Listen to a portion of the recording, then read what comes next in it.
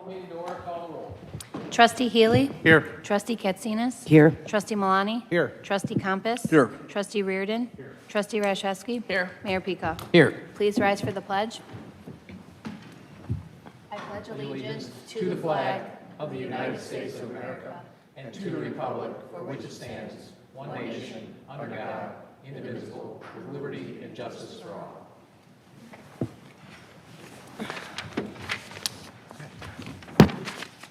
Approval of the December 4th, 2023 Committee of the Whole minutes. Mr. Mayor, Trustee Katsinas. I move to approve the minutes of the regular meeting of the Committee of the Whole of December 4th, 2023. Second. Call the roll. Trustee Katsinas? Aye. Trustee Malani? Aye. Trustee Healy? Aye. Trustee Compass? Aye. Trustee Reardon? Trustee Rashevsky? Aye. Mayor Pika? Aye.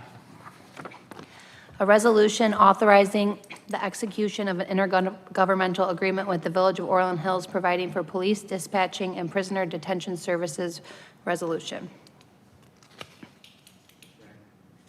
Trustee Reardon. I move to recommend adopting a resolution entitled "A Resolution Authorizing Execution of an Intergovernmental Agreement with the Village of Orland Hills Providing for Police Dispatching and Prisoner Detention Services." Second. Any questions or comments? Mr. Chairman, Trustee Malani. just a quick question. Why is the final period, the end date, September 2027 versus a full year?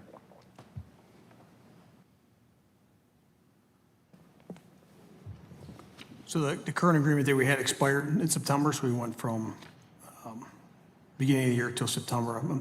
Okay, so we're just behind then. Correct. Okay, thank you. Any other comments? Call the roll. Trustee Reardon? Aye. Trustee Katsinas? Aye. Trustee Healy? Aye. Trustee Malani? Aye. Trustee Compass? Aye. Trustee Rashevsky? Aye. Mayor Pika? Aye. An ordinance amending Title VII, Section 7-20-2 of the Village of Orland Park Municipal Code, payment of paid sick leave. Mr. Chairman, Trustee Compass. I move to recommend adopting an ordinance entitled, an ordinance amending Title 7, Section 7-20-2 of the Village of Orland Park Municipal Code, payment of paid sick leave. Second. And just so everyone is aware, why we're doing this is that, for those of you who don't know, is that the state passed a law requiring sick leave with a lot of pretty onerous provisions in it. And we've already passed an ordinance regarding the Village of Orland Park and its employees, because one of the things it says in this ordinance is if the municipality already has a sick leave policy in place for its businesses or for itself, that this does not apply. So we are putting one in place that we think is more reasonable, more fair for the employees, and and basically also fulfills the requirement from the state of Illinois to do that. So that's what we're doing. And it's essentially to try and protect our businesses and our employers from the actions of the state and the county. Any comments? Call the roll. Trustee Compass? Aye. Trustee Rashevsky? Aye. Trustee Healy? Aye. Trustee Katsinas? Aye. Trustee Malani? Aye. Trustee Reardon? Aye. Mayor Pika? Aye. Land Development Code Substantive Amendment, change public hearing notice, mailing requirements. Mayor, Trustee Reardon. I move to recommend to the village board to approve the plan commission recommended action for case number 2023 dash. Says it's on. Better? No? I was talking really loud. How about that? I move to recommend to the village board to approve the plan commission recommended action for case number 2023-0855, also known as substantive amendment, change public hearing notice mailing requirements. This part is for reference only, so that's all. No, there's Second. more. Under it. Any comments? Call the roll. Trustee Reardon? Aye. Trustee Malani? Aye. Trustee Healy? Aye. Trustee Katsinas? Aye. Trustee Compass? Aye. Trustee Rashevsky? Aye. Mayor Pika? Aye. Land Development Code Substantive Amendment, remove net buildable acres from density requirement. Mr. Mayor, Trustee Radiszewski. I move to recommend to the village board to approve the plan commission recommended action for case number 2023-0856, also known as substantive amendment, remove net buildable acres from density requirements. I move to recommend to the village board to approve the land development code amendments for section 2-102 as presented in the attached amendment report titled November 7th, 23, Land Development Code Amendments dated November 3rd, 2023. Second. And so I've read through this. I am not inclined to pass this. An example, and correct me if I'm wrong, Steve, if we had a property, I'm just making this up, but if you had a property with 50 acres and 40 of it was wetland, they would basically be allowed the density of the 50 acres on the 10.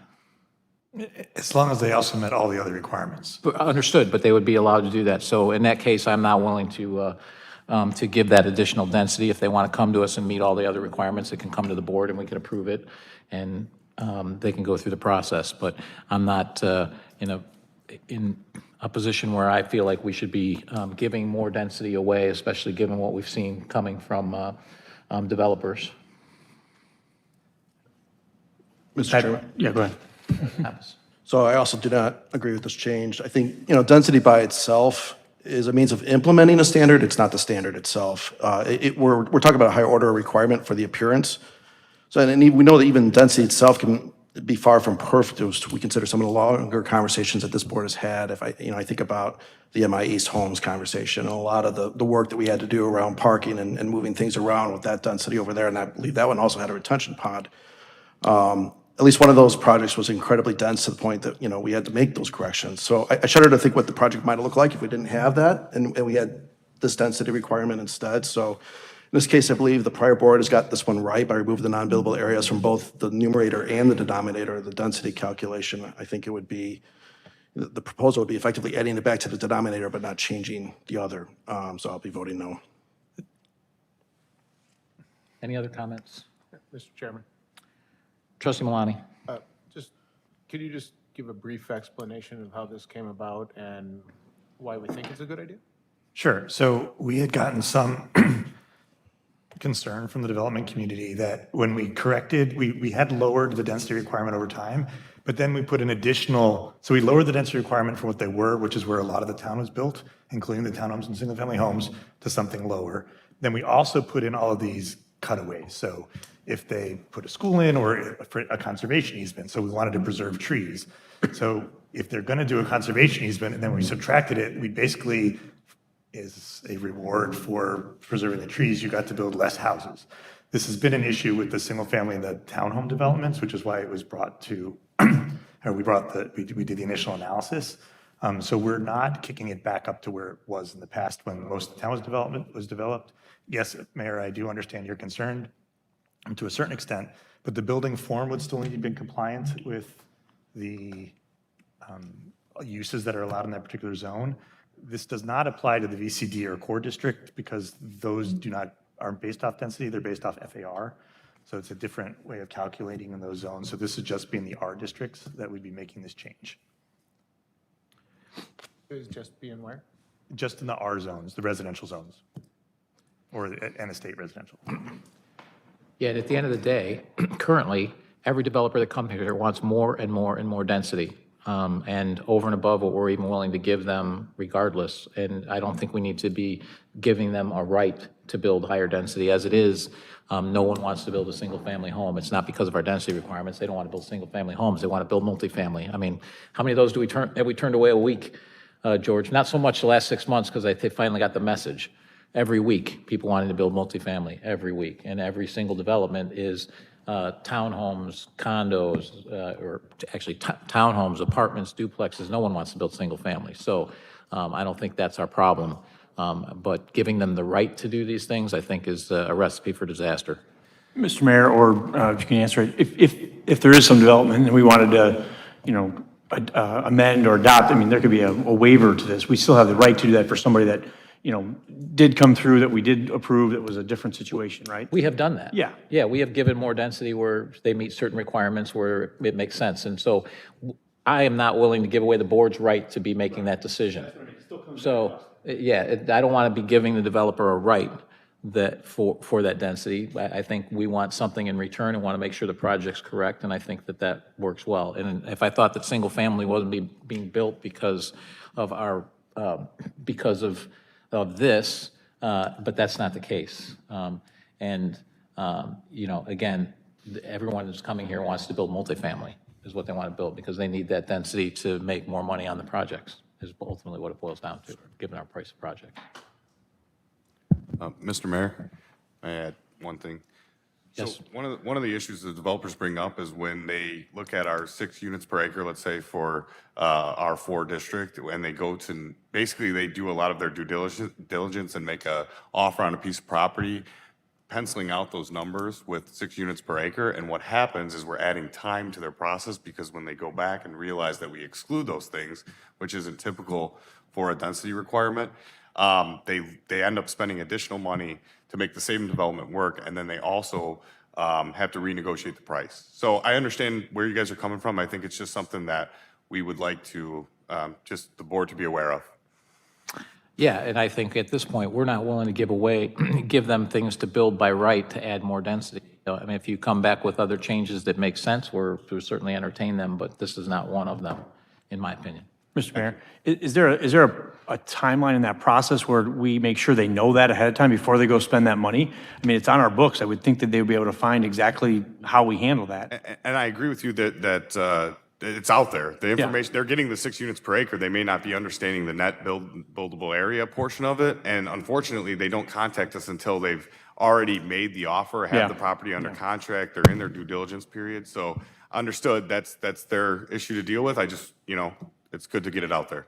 Yep, and that's fine. And, you know, quite frankly, there's a number of people that, a number of entities that own numerous properties. And they can't say they're not aware, because they've dealt with it before. And a lot of these people that say, oh, well, it's because we're not aware. And no, they're aware. They just, well, maybe you'll change the rules for us this time. I mean, how many times have we heard that? That's On fair. the same piece of property from the same developer. And what do you mean we won't allow apartments? What do you mean we won't, what do you mean we have to have brick? It's a surprise? It's not a surprise. It's just they were hoping that that it changes. Thank you very much. So, any other comments? Call the roll, and just a reminder that a no vote does not approve this. Trustee Rashevsky? Aye. Trustee Katsinas? No. Trustee Healy? No. Trustee Malani? No. Trustee Compass? No. Trustee Reardon? No. Mayor Pico? No, and we needed a supermajority to overturn the Planning Commission, which we have. The noes have it 6-1. Land Development Code Substantive Amendment, Change Solar Panel Review Process. Mr. Mayor, Trustee Katsinas. I move to recommend to the Village Board to approve Plan Commission recommended action for case number 2023/0857, also known as Substantive Amendment Change Solar Panel Review Process. Second. Are there any questions or comments? Mr. Chairman? Trustee Compass. No issues with this one, just a question. So I understand this is about the appearance review, but do we also do any inspections to make sure that these are installed properly? Yeah, I mean, they would still apply for a building permit. Most of the stuff is already in the code, so just checking it off. It was just an administrative thing and an additional fee, and it costs us a lot of time and money to do these reviews, and it's not really necessary. We've been doing enough of these now. I mean, originally, you guys had to approve it. The board had to approve them every time. Then we went to administrative review, but we still had to write a report. And now we're saying, okay, we've pretty much got this under our belt. We can just make this a building permit. Okay, thank you, Steve. Call the roll. Trustee Katsinas? Aye. Trustee Reardon? Aye. Trustee Healy? Aye. Trustee Malani? Aye. Trustee Compass? Aye. Trustee Radiszewski? Aye. Mayor Pico? Aye. Land Development Code Substantive Amendment, Car Dealership Parking and Storage. Mr. Mayor, Trustee Reardon. I move to recommend to the Village Board to approve the Plan Commission recommended action for case number 2023-0858, also known as Substantive amendment, car dealership parking and storage. Second. Mr. Chairman? Trustee Compass. So no, again, no disagreement here with the intent, which I understand that this is essentially treating retail automotive parking as a form of storage, distinct from the fluid parking requirements. But just a couple follow-ups here. Just a matter of semantics, where the sentence in the proposed amendment to be injected into the code, it could be potentially vague because it follows this calculation excludes, where the previous sentence referred to a calculated increase of 20%. So specifically, I think that it should be defined as the original parking space calculation and not necessarily the 20% increase that you're talking about. So I think there might just be a language change required there unless I misunderstood it. All right, give me a second to absorb what you just said. Yep, all good.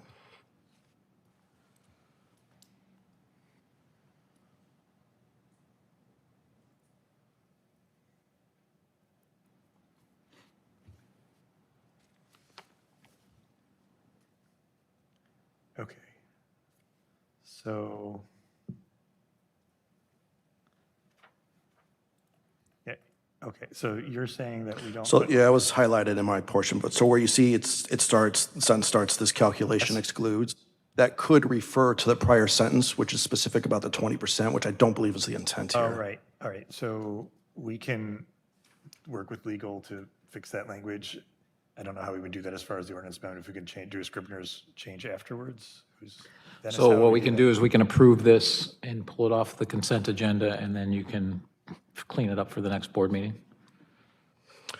Second question, we specify that this is for vehicles that are for sale and or lease, but later the word rental is used. So I just want to be clear here, because I think rental could open it up for short-term car rental agencies. Is that intentional, or is that? Yeah, the use is called sales and rentals, so we treat them the same. Anyway. Okay. They're the same category. So this would apply to Enterprise, Hertz, Yes. all the rest of those as well? I mean, basically, for things that are, where we have to count parking spaces for other calculations, it doesn't make sense to count spaces where customers and employees aren't parking. That's the gist of it. Okay.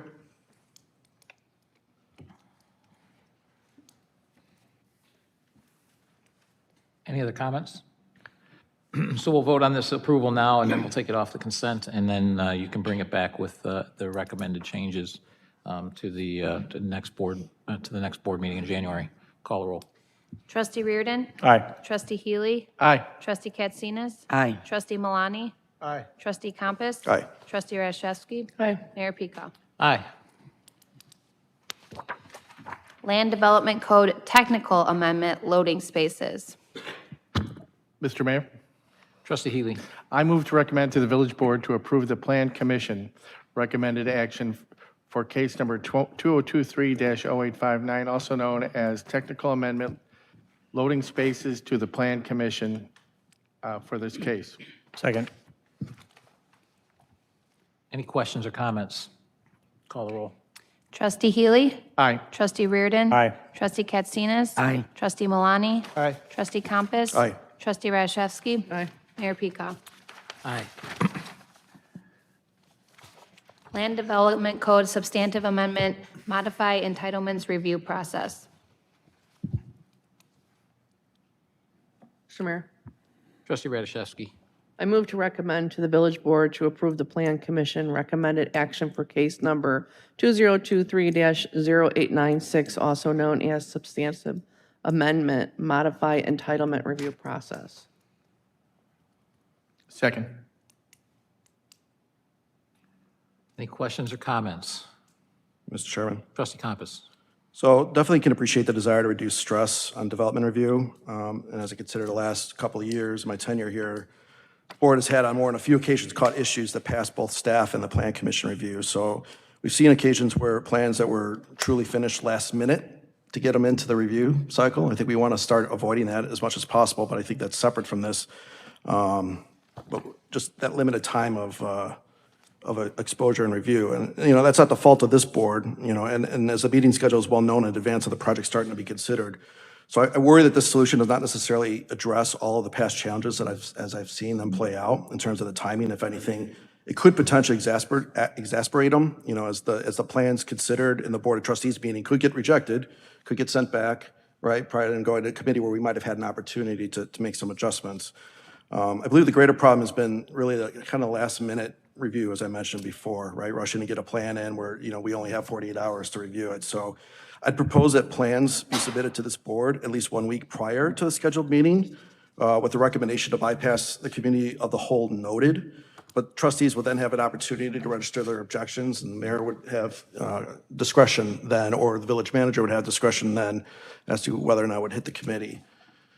With regards to the 80% plan, I understand the intent here. I dislike the nomenclature just a bit, only because I think it could be interpreted a lot of different ways. It's not very clear to me. So for example, I think 20%, as if you're just thinking about in just pure percentages, it's still enough to make enough room to make a substantial change, which I don't think is what we're suggesting. So I'd like to have greater clarity on what the requirements are for any plan that's in this state, like what state should it be in order to get to that point. The definition of ready should essentially be very clear and transparent to the vendors as well. In section 4C, we refer to no major changes expected. Later in section 4E, we refer to significant alterations. I believe both language and definition here should probably be the same, just for clarity's sake. And then in the proposed 4.E.1.A, there is a list of potential alterations that would be considered substantial, which I appreciate. I'd add to this list an additional one for any notes or restrictions as set by the Board of Trustees during the approval process. In other words, essentially approved with conditions. So we don't want to make it so that staff can overrule a decision that's been made by the Board of Trustees afterwards. I don't think that's the intent, but I just want to make sure the language is clear on that. And then lastly, just as a minor point, and I'll look to Dennis and Ann on this one, because I know Ann especially probably would catch this. I haven't read the Land Development Code section for this in its entirety, but for enumerated lists, let's make sure that where we have a 1, that there's a 2, and if there's not a 2, no 1, and there's no B, no A. So, For sure, yeah. that's it for my comments on this one. Thank you. I did have 2 questions as well. That's not defined in here is what constitutes 80% complete. So I think something that defines that as opposed to doing this. And then there are some notes on what a substantial change is, but let's make sure that's clearly defined. Does anybody else have any comments on this one? My recommendation would be to table this one to the next cow until those changes can be made. That Trustee Compass, and make sure you look at all those changes, and then we'll bring it to the cow and to the board the same night at the next meeting. So I'll entertain a motion to table. So moved. Second. Call a roll. Trustee Compass? Aye. Trustee Katsinas? Aye. Trustee Healy? Aye. Trustee Malani? Aye. Trustee Reardon? Aye. Trustee Rashevsky? Aye. Mayor Pika? Aye. Land Development Code Substantive Amendment, modify residential best management practices. Mr. Chairman. Trustee Compass. I move to recommend to the village board to approve the Plan Commission recommended action for case number 2023-0897, also known as substantive amendments, modify residential best management practices, BMPs. Second. And so I had staff give me a little bit of research because I understood the intent here. We have a certain lot coverage number, and then if best management practices, swales and things like that, then we bump it up by 10%. And it's very challenging for staff to monitor that, to do the annual maintenance program, all those things. It's just really hard to enforce. And their thought is, rather than adding 10% for that, is just to raise the overall amount 5%, so kind of split the in the middle there, and giving each of those different zoning. And so R3 would go up to 45%, R1 and R2 would go up to 40%. Of course, those percentages, probably like you guys, those percentages like, well, what does that actually mean? So most of you have been to my house. I've got a pretty big lot, but I also have a lot of patio space, and obviously pretty big driveway. And so just so you can put this in reference, my house is 28% coverage, so I would still have 17% to go. So that kind of makes sense to me. The neighbor between myself and Brian has a lot more coverage on their space. They're at, I think, 35%, so they would actually still be able to add some more as well, largely because they have such big side yards, because they're a corner lot. But so when you start putting that in perspective, we're not overly restricting homeowners.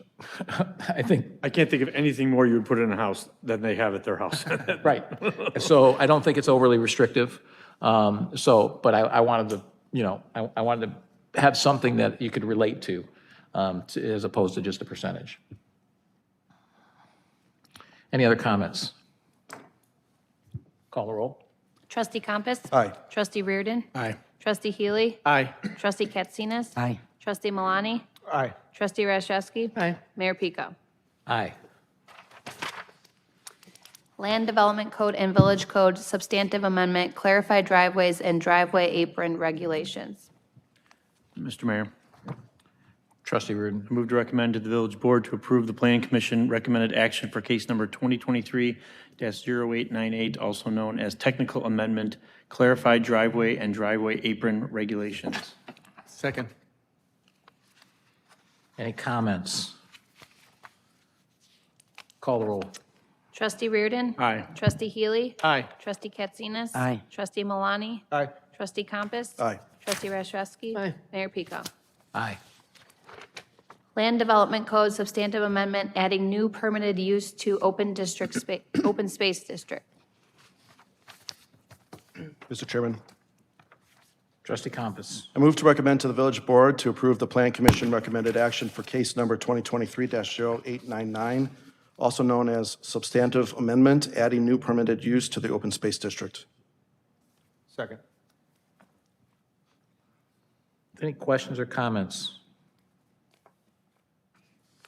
Call the roll. Trustee Compass? Aye. Trustee Malani? Aye. Trustee Healy? Aye. Trustee Katsinas? Aye. Trustee Reardon? Aye. Trustee Rashewski? Aye. Mayor Pico? Aye. Schussler Park All-Inclusive Playground Concept. Mr. Chairman, Trustee Malani. move to recommend to the village board to approve the Schussler Park all-inclusive playground concept as presented. The final playground design and scope will be dependent upon the overall total funds raised through the campaign fundraising effort. Second. Ray, would you like to tell us what was changed from the Rec Advisory Board? Sure, I'll do a quick run through of this slide presentation here. So on the second slide here, just very quickly, just to define what an all-accessible playground is. So an all-accessible playground is designed. Ray, could you bring the mic closer? Yeah, sorry. So an all-accessible playground removes barriers for children to play with the playground. In an all-inclusive playground, if we go to the next slide, in an all-inclusive playground, it allows children with disabilities and those without disabilities to interact together, which is really the overall goal of this playground. This is just a quick overview of the playground and what is included in the playground. So you can see the play environment there, half basketball court, pavilion, the restrooms that are included. You can also see the trees there. There were some concerns by the Rec Advisory Board that there weren't trees, but there are trees planned in the playground. This is an overview. So again, when we first brought this to Rec Advisory, they were concerned about the size of the playground. This shows the old playground and the new playground. And so you can see the old playground appears a little bit larger. That is primarily because it was more spread out. And then you can see the new playground in the red areas.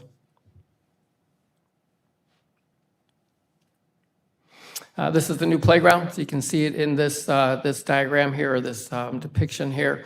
The footprint is a little bit larger. We had to expand on two sides by 5 feet, which increased the cost slightly. In this one, we added more swings. It was a total of 6 swings. The former playground didn't have a play area for kids to use the slides, so we added slides for 2 to 5-year-olds here. The next two just show additional images of the new playground. So you can see them here in full view on the next one. And so this one shows there's 31 different elements for the children to play on in the new playground.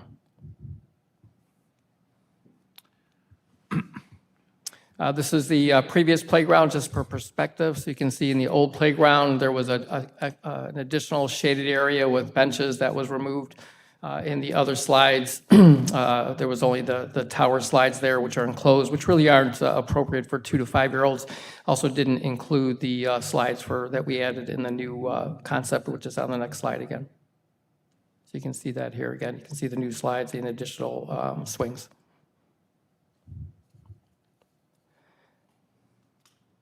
And you can see the details here. This is a review of that, the overall capacity at sorry, I got to get my glasses for this one. The overall capacity at 284. This serves 5 to 12-year-olds better. You can see the total square footage at over 6,300 square feet. We did, again, expand the footprint. Sorry, I said 5 feet. It's 3 feet on each side, added the swings and the slides and some of the other elements you can see there.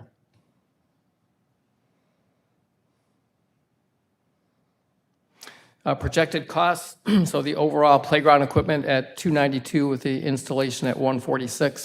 You can see some of the other costs there on the left side. A&E costs on the right side there, so the general requirements contract at $54,000, that's at 8%.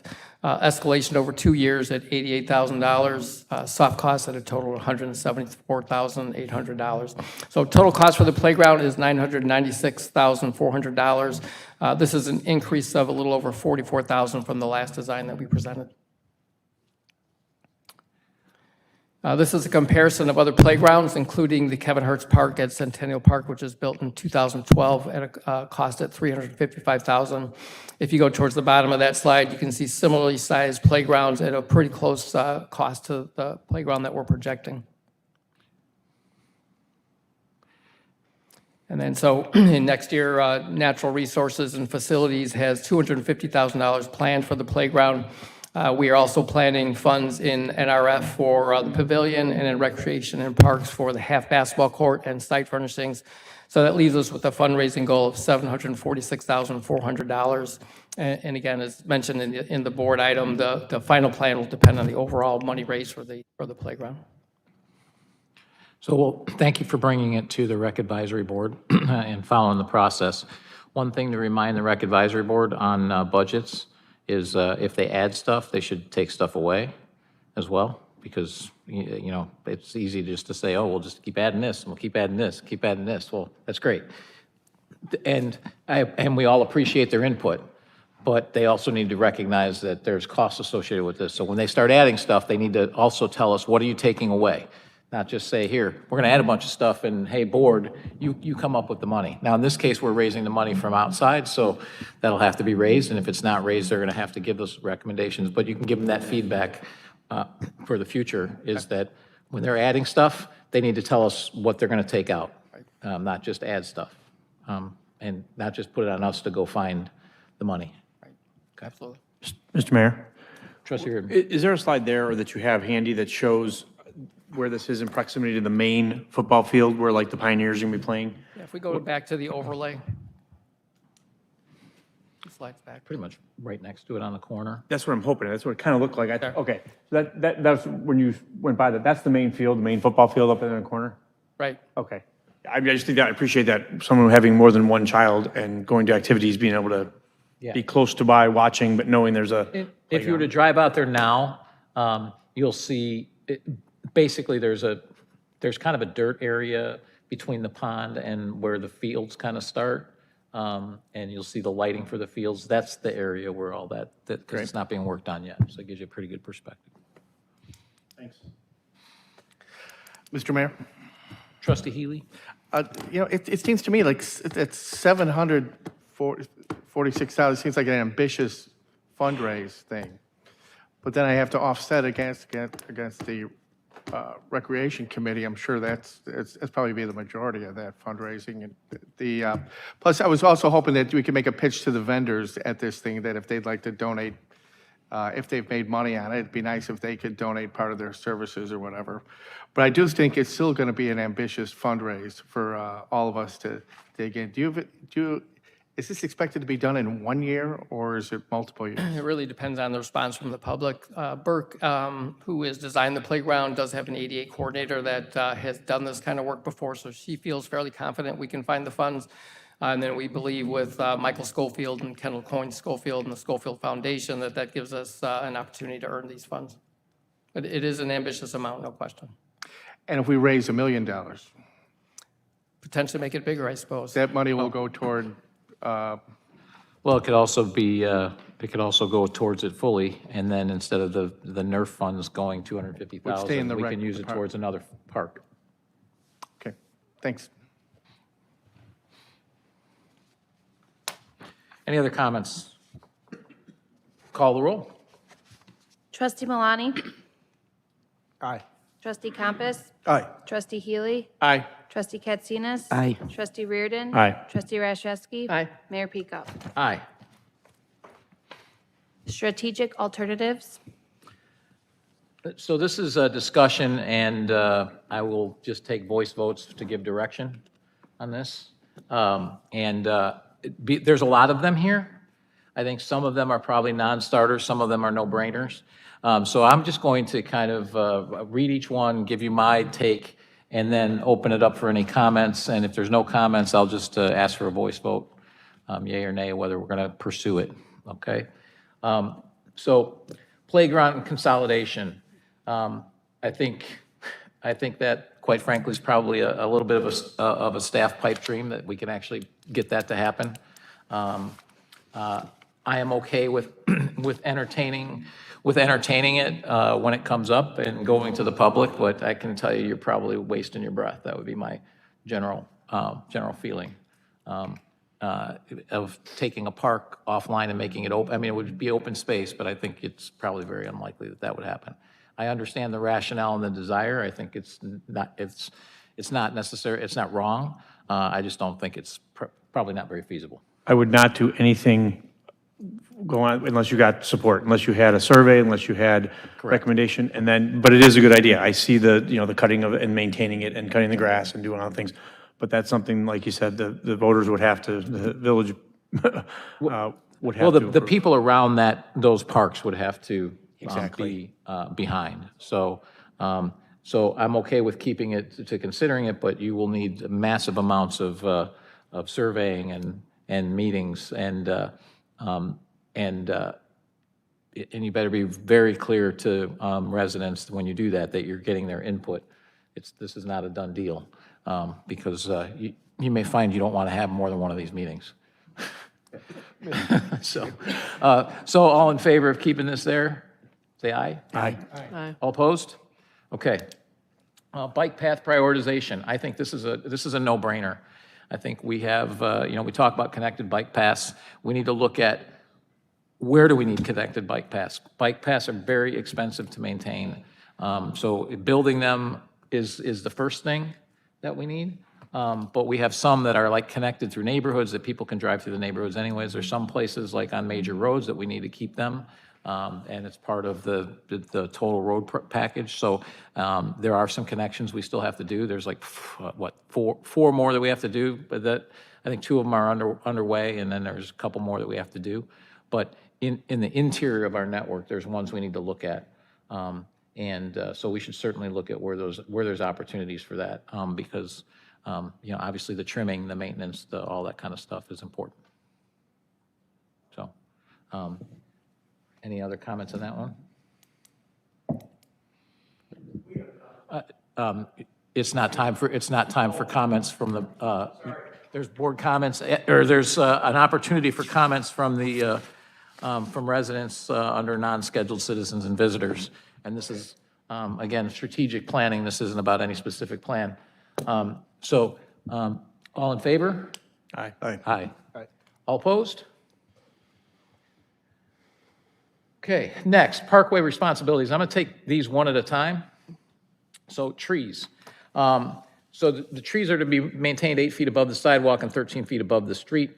It is correct here that homeowners are not maintaining them, but they are required to maintain them. So I think that we should continue with the policy that we currently have, which if it's a hazard, we take care of it. Otherwise, homeowners, it's the homeowner's responsibility. I do know we're trying to put some programs in place that allow for them to have access to maybe some better pricing.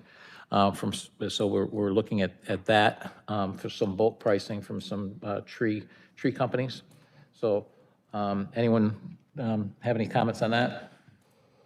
Mr. Mayor, I'm against it. I think the homeowners are, they're going to be responsible for taking trees out. Is that what this? This is for trimming them and maintaining them above, so they have to maintain their trees. In other words, you can't allow your branches to grow down so they're 4 feet, so someone's whacking them in the face over their sidewalks. They have to keep them raised off of their streets as well. So 13 feet on the street side, 8 feet on the other side. When it comes to dead trees, the village takes care of dead trees in the parkway. And if a homeowner wants to remove a tree in the parkway, they have to get a permit because it's in the parkway. Our parkway trees on my block are all probably in violation of that. I mean, all these old trees and that, they're way, all of them are 50 years old and. Well, they're probably not hanging 13 feet off of the road, is my guess. Because I've been down your block, the waste management and the like would hit your trees if they were 13 feet. So, and they're not. Because your trees are big enough. What's that? In our neighborhood, the trees aren't necessarily big enough to be over the streets yet, but they will be. So yours are already well beyond that. Right.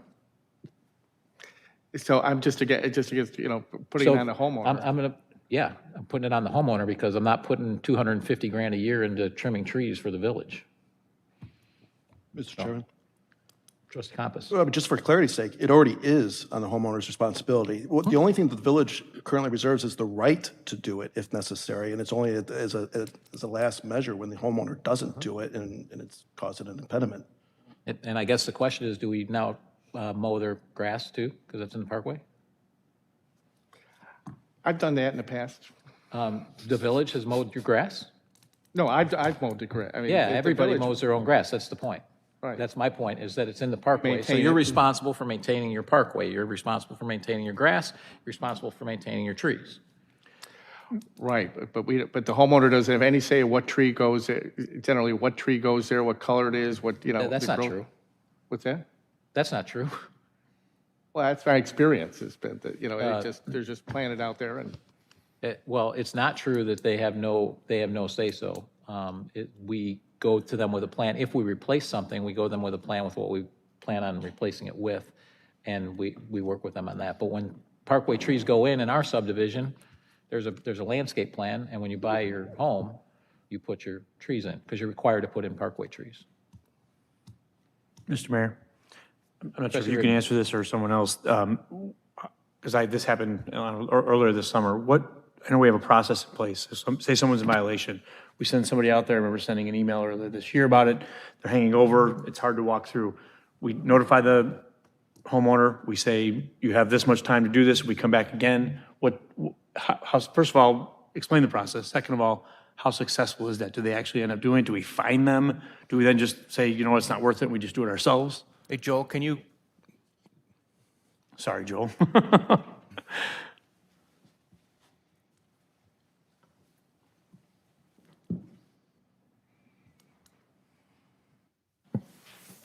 Good evening. So yes, the process usually is to communicate with the homeowner. If they don't respond to that, we can use code enforcement to provide them a notice to actually correct that. We, like it says, we address the dead tree limbs and so forth, something that could be a hazard that could fall and it could hurt somebody. Do we bill them then for that? If, we've told them twice and they didn't do it, and then we have to go out there and do it? No, we don't bill them if we do it, then yes, we would have to bill them. But if the code enforcement is the action for them to actually correct Gotcha. behavior.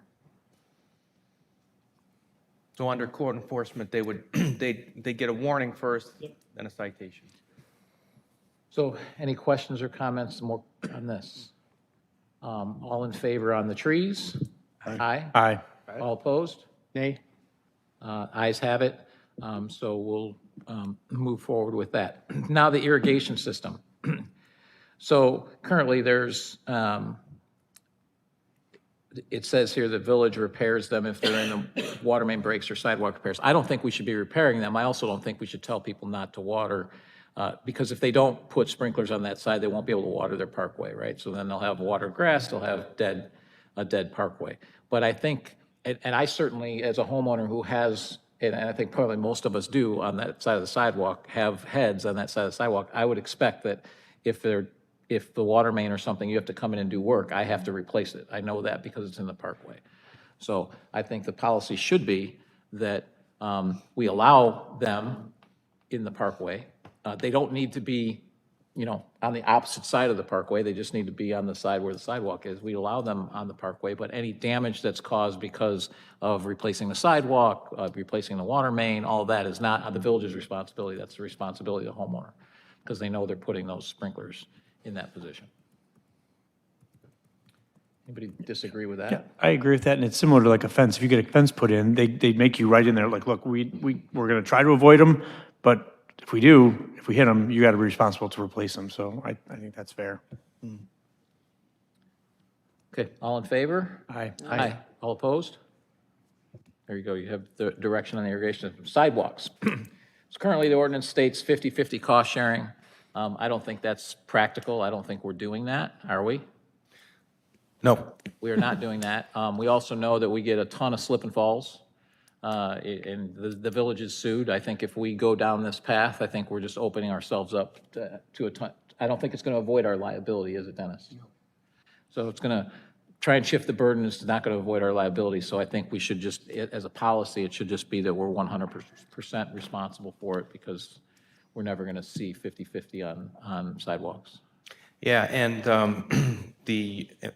in communities that they've tried the 50/50, it is an incredible hassle, because then when there is a trip hazard, the property doesn't agree to the 50/50, the village has to come in and do it, they have to lien the property, it's just very, very, so there's a very limited cost savings. So I think we should do what we do in practice and actually encapsulate it, which is we're 100% responsible for the sidewalks. All in favor? Aye. Aye. All opposed? And by the way, staff, these are good things to have these discussions on. This is what we need to see. So capital assessments, I think we already do this. So is anybody opposed to continuing to do this? I don't think we even need to vote on it. Multi-year road contract, I think it makes sense to certainly explore multi-year road improvement contracts. All in favor? Aye. Aye. All opposed? Okay. I don't think there's any policy changes here on the roadway grants, so there's nothing really to talk about there. It's pretty much our current policy. The new I-80 interchange, so we have already done an I-80 interchange study, 2016 or 2017. In my opinion, until Mokina does a traffic study and actually shows that they're engaged, there's no point in us spending even more money on this until it, I mean, we're going to need to do it at some point, but let's wait until we see our neighboring town, Mokina, which is who we need. When they engage, then we can engage with them in an actual interchange study once they commit. Anybody have any comments on that? All in favor of that approach? Aye. All opposed? Public-private partnerships, naming rights and fields and all of that. I think don't we already look at some of that? So there's not really a change here.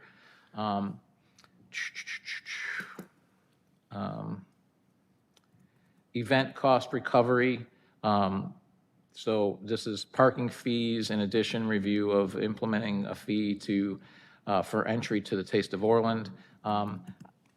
My personal opinion is fees for entry to the Taste of Orland are dead on arrival.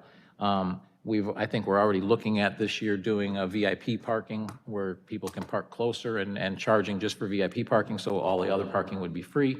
I think we're already looking at that.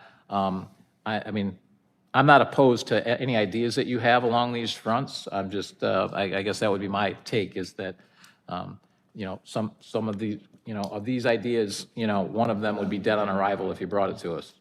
I agree with that. I mean, we're, already seeing increased costs from the vendors and things like that, which, having also an entry fee to come in could be definitely detrimental to our tenants. Yeah, I think if you try to look at Centennial Park, if you want to park like right there along that, those metro spots that are close, opposed to having to park under the tunnel, across the way, make it free over there, that kind of thing to generate some revenue. You probably generate just as much revenue with selling a few VIPs than you would by making, everybody pay $2 or something like that. Yeah. So I guess the takeaway here is you can certainly bring these ideas to us. We're open to it, so it's certainly something to keep on the table. All in favor? Aye. Aye. All opposed? Okay. Long-term Centennial Park Plan, I think that just good planning. So I think we were always planning on that being the next phase. So all in favor? Aye. Aye. All opposed? Centennial Park Aquatic Master Plan. Review options for replacing sand courts at CPAC with splash pad. We're always open to that. Feasibility of enclosing CPAC for year-round use. Really? I mean, come on. That's, yeah, we're going to create an indoor water park at Centennial Park. So let's be reasonable here. But yes, as far as options for changing things out with the sand courts and the splash pad and that kind of stuff, we're certainly open to it. But keep in mind, we lose a significant amount of dollars there. So I think keeping it operating is the most important thing. So, but we're certainly open, just as part of your general planning to do that. I don't think we need to vote on it. Economic development incentives, we already have that. If there's more, we'll talk about it. So again, I don't think we need anything there. Formalizing a TIF policy. I don't think we need to formalize a TIF policy. I mean, it's not like it's something we're going to be doing every day. I think when we have TIFs, we're going to explore the option of doing TIFs. So, and each TIF is going to be unique. So we just approved three ESCO agreements. So I don't think we need a change in TIF policy. Does anybody disagree with that? If not, I don't see a need to vote on it. Strategic annexation, I think we've already addressed that one as well. It's something we're already doing, so again, we don't have to vote on that.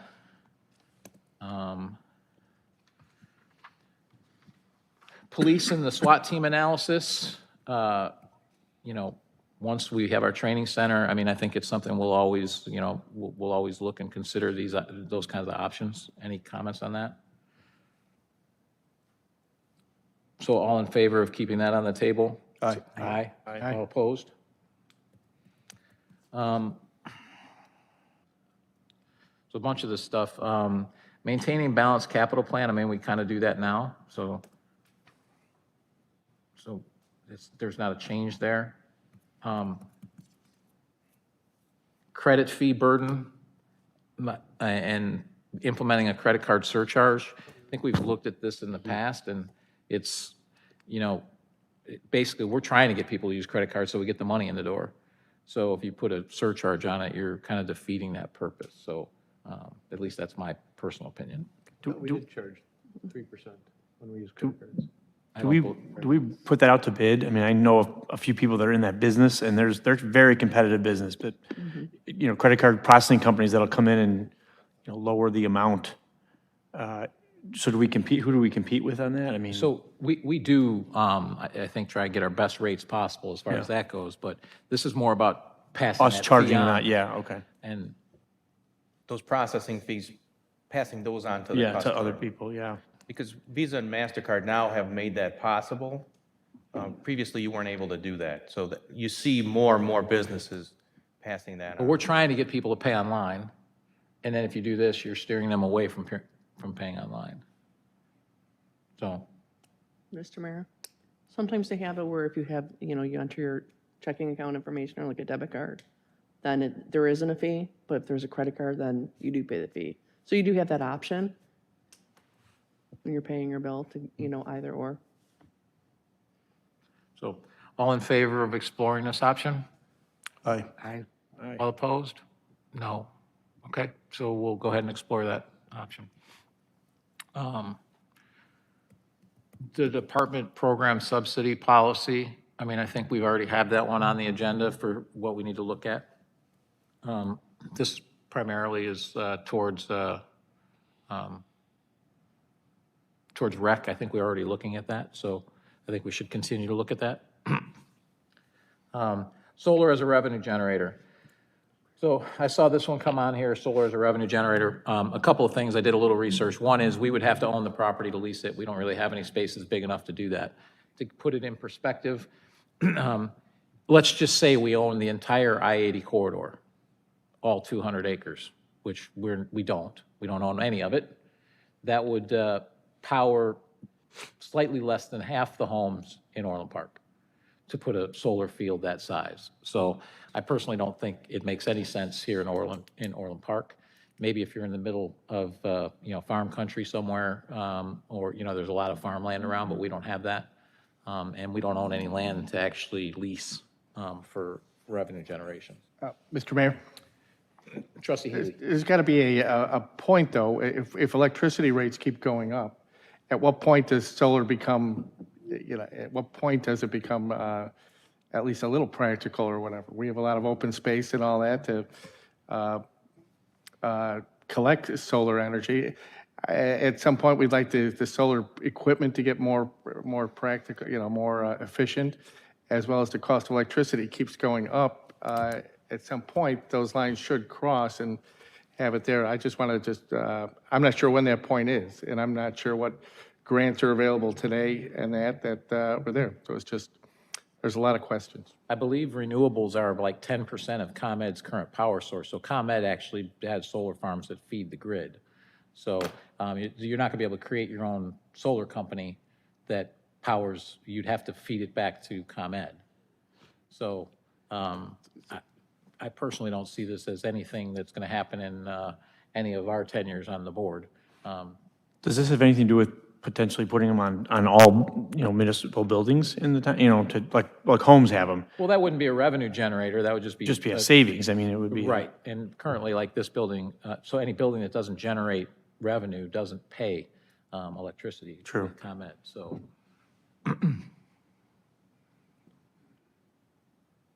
it's just not, it's not very efficient power. Again, it would have to be the entire I-80 corridor to power half the homes, and that's not even the businesses. That's just the homes in Orland Park. So, Yeah, I just haven't seen the numbers on it, is my thing. So.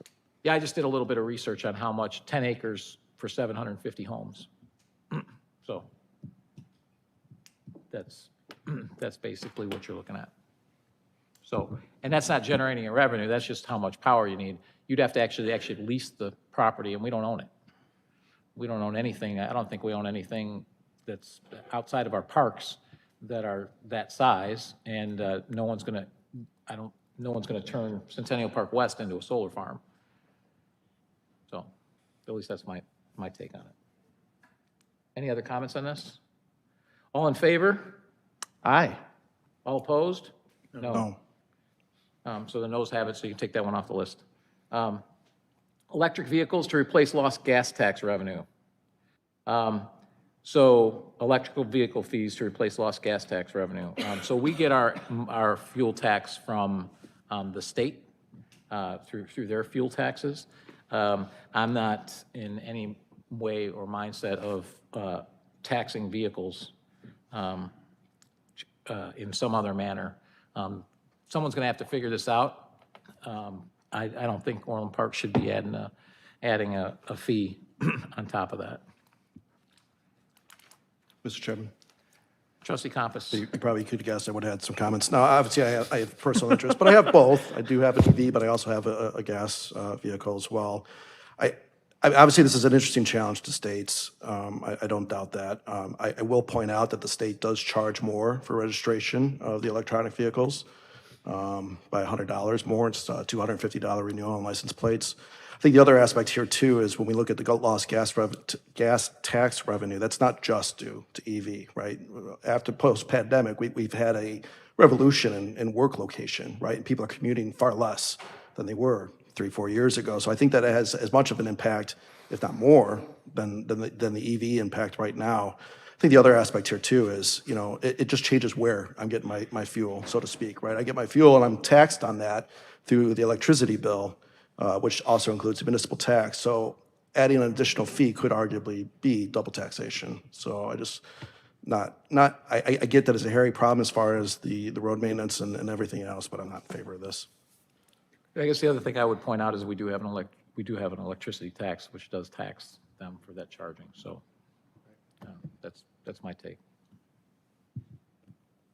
And to follow up on Trustee Compass's point too, there's actually an influx now in the market to kind of return back to work. So we might actually start seeing an increase in gas utilization. Some of these larger companies having people come back into the office.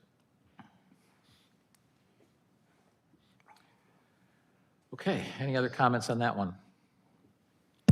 So all in favor of looking at this? Signify by saying aye. Aye. I couldn't hear you. Said aye. Aye. Looking into it? Okay. And all opposed? No. No. Noes have it, so take that one off the list. Continue reviewing options for effective outsourcing. We always do that, so I don't think we need to vote on that. Village flag redesign. Mr. Chairman? Trustee Compass. I almost wonder if I accidentally caused this one to happen due to comments that I made a few meetings ago. I admit, I don't necessarily love our flag, but I don't know that it's necessarily something to change, because I just don't see it as something that people even recognize. I bet most village residents would not recognize our flag or know it if it didn't have the words on it. So I don't know that it's an urgent matter, but yeah, I wouldn't mind it someday, I suppose. But I don't know for 2024 if it's urgent enough. Personally, I think we got better priorities.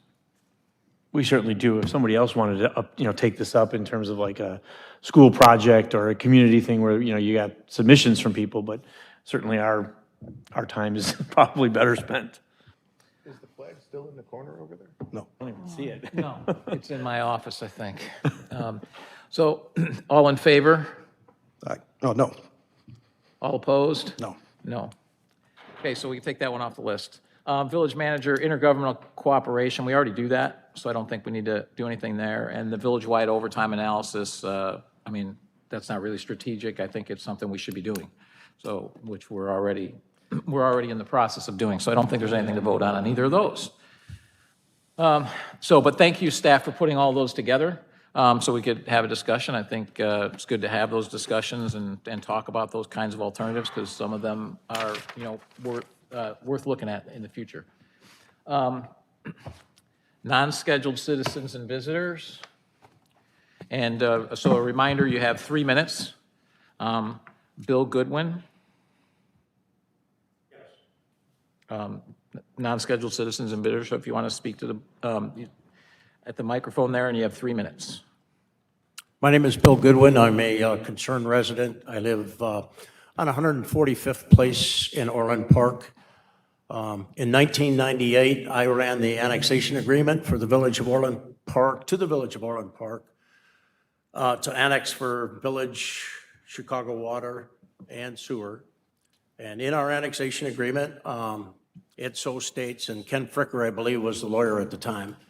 He was also my personal attorney. At the time, we agreed that sidewalks were not to be required on that particular street. There was a couple other concerned things about that chunk of property. They're all 2-acre pieces of property, and it's 200-foot frontage that we're responsible for plowing and whatnot. I understand that last week, a gentleman was out and nobody notified any of us that there was some sidewalks going in. And the gentleman told me, he says, yeah, we're here surveying and sidewalks are going in. I says, what do you mean sidewalks are going in? I says, I thought we had an annexation agreement. So that's my complaint, together with 12 other neighbors on that particular block. We don't want sidewalks on that area. It affects the intrinsic value of our property. Property taxes are being doubled. I just got notice that my taxes are going from $12,000 to $20,000 on the next tax bill. And I'm thinking, why would I be in Orland Park to pay that kind of money for that piece of property? So my complaint is we were never notified, and I don't know if it's a requirement by the village to notify us that they're putting in sidewalks. And you mentioned earlier that our sprinkler systems, you're not required to fix that sprinkler system, and our trees have to be trimmed and all that kind of stuff. You won't have that problem if you don't put the sidewalk in. We mow our own lawns, we keep those properties beautiful, and you won't have that problem. We maintain our own sprinkler system, we maintain our own snow removal, you won't have that problem. So I don't know why the sidewalk has to be put in.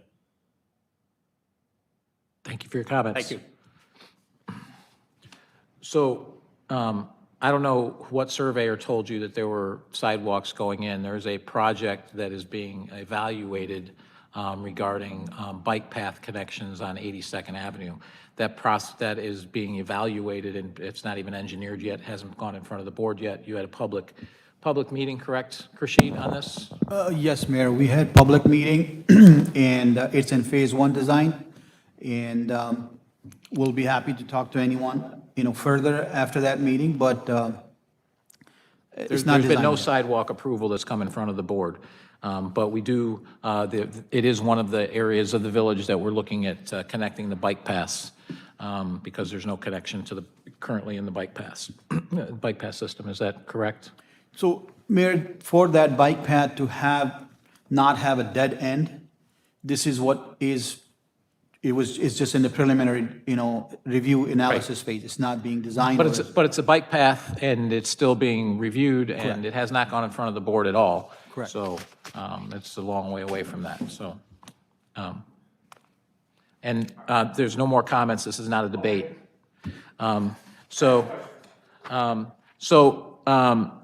Stephen Carolyn Camp, you have 3 minutes. Yes, I live on the corner of 82nd and 145th Place.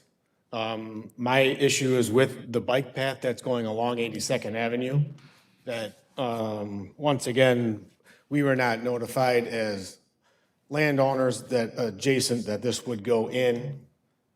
We did get a door knocker, but I don't know if this has been approved yet by this board for the full extension of this new path going in. It affects me more than most of the residents because it'll take down 8 to 10 trees that I have there. It'll block drainage issues that I would have due to the height of the path. It has safety issues. We already have a path on the west side, on the east side of the street of 82nd. That path is there that has been neglected for 22 years.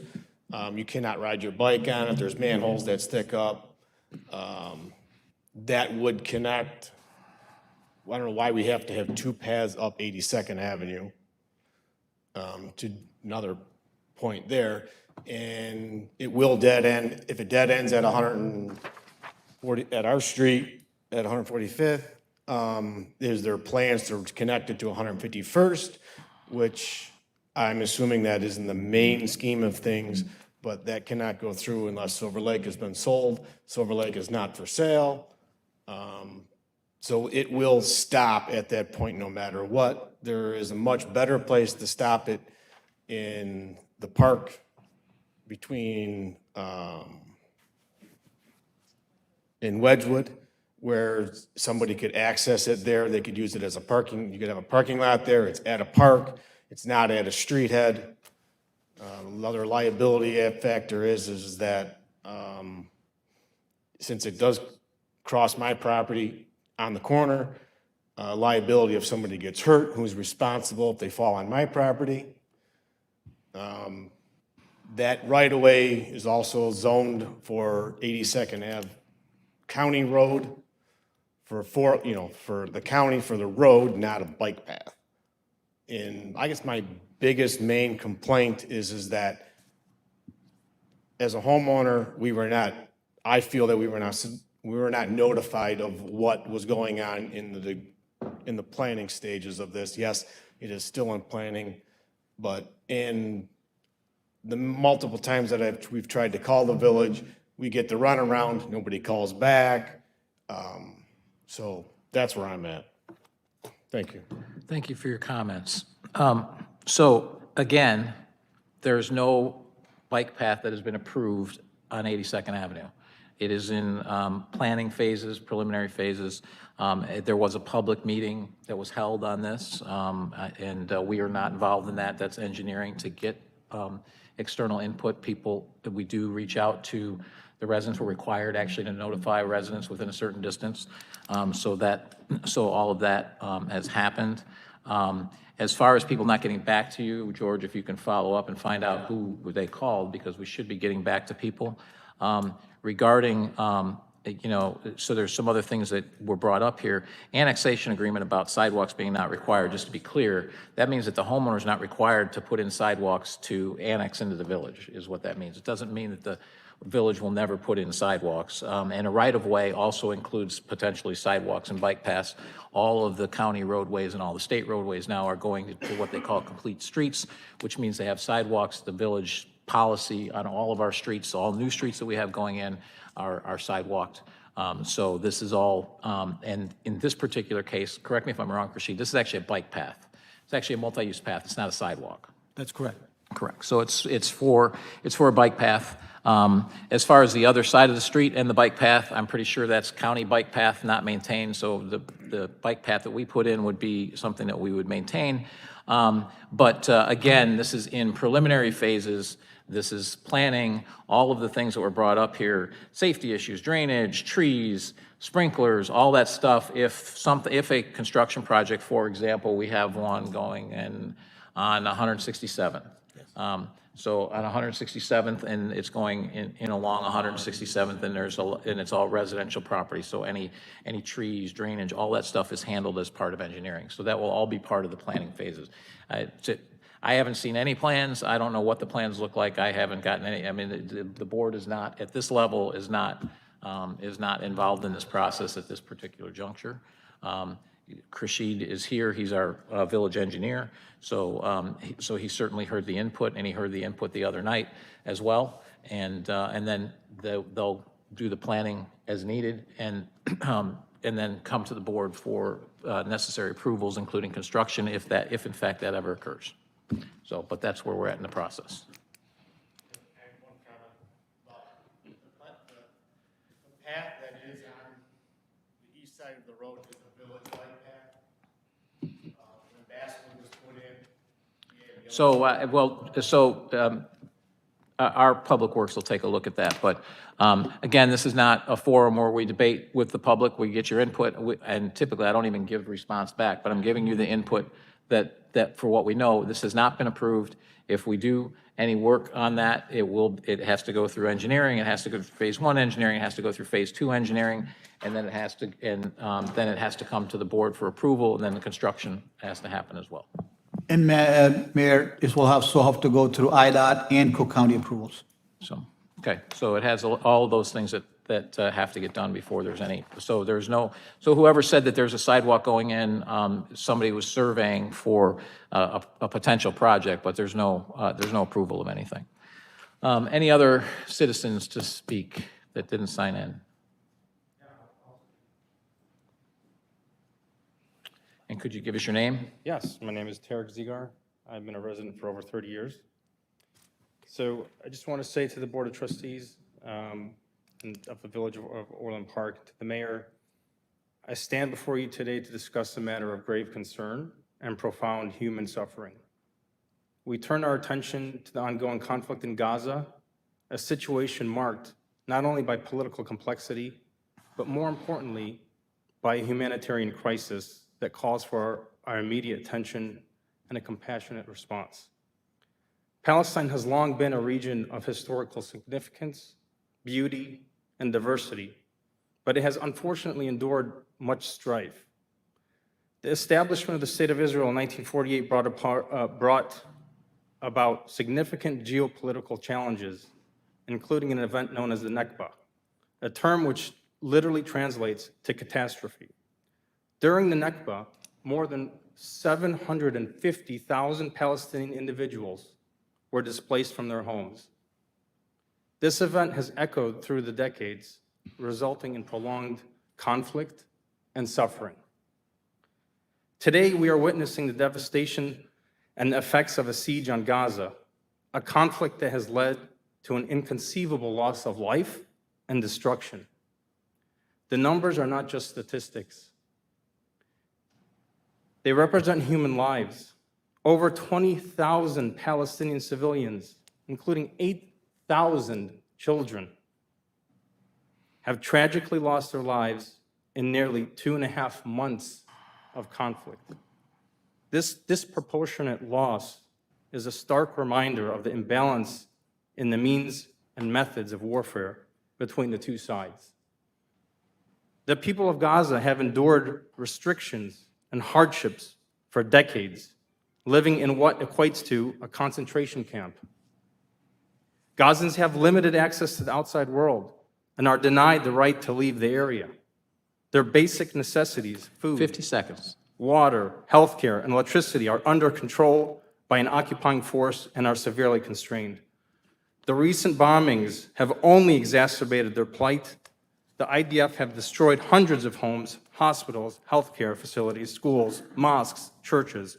According to the United Nations, over 85% of the population of Gaza, including, which amounts to 1.9 million people, have been displaced. Among these, 50% are children. I've received firsthand accounts of family members in Gaza painting distressing pictures of the dire situation, speaking of the shortages of food, water, medical supplies, etc. Children suffering from catastrophic injuries and burns, limbs lost, some lying motionless, unresponsive to stimulus. I urge the esteemed members of this board to take a stand. We must call for an immediate ceasefire in Gaza. Thank you for your comments. Your time is up.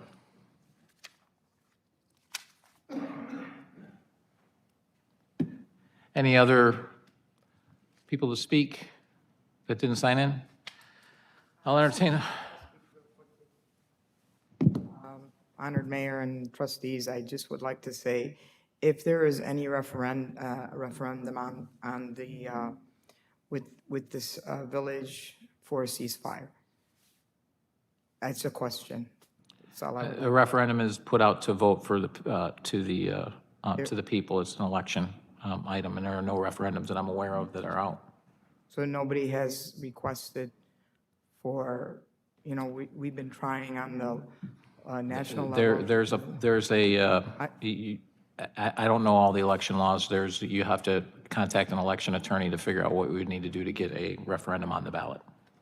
We've been trying to talk to on the local level, on the state level, on the national level, and it just actually not locally but nationally, and we're not getting anywhere with it. I mean, there's not enough attention being. All I can tell you is there is a method for getting a referendum on the ballot, and you can go through that process. But I'm not an election attorney. I can't tell you I don't know exactly what that and how many signatures that requires. Thank you very much. You're welcome.